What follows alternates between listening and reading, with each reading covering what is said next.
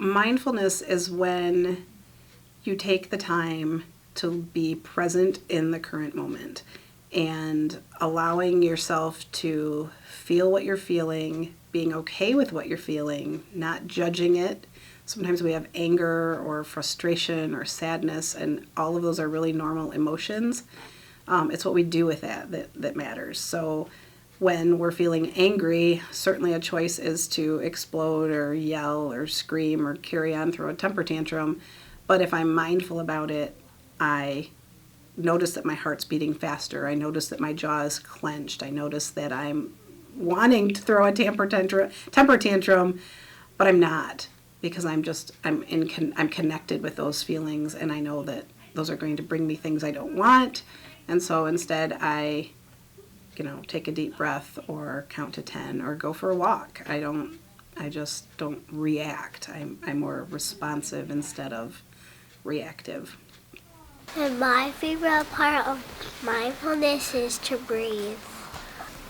When the lights were turned off and everybody was quiet and we got to relax. How does it make you feel? Good. Actually, just the other day, I had a moment that was like, this is why I'm doing this.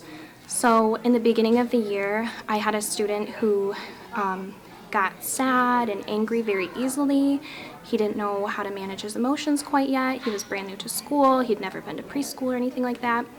And so things would happen, and his instant reaction was to run away.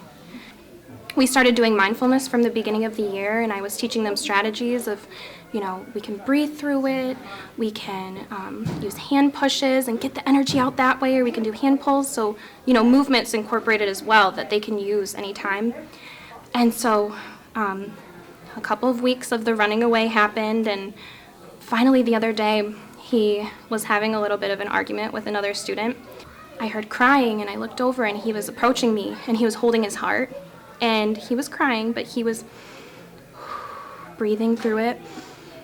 And he came over to me and he's like, I'm breathing. And I'm like, it's okay, calm yourself down.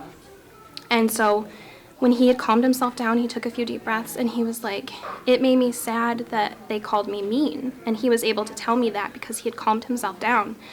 And I said, that would make me sad too. And I said, now that you're calm, how can you solve that? And he was like, I will tell them I don't like it.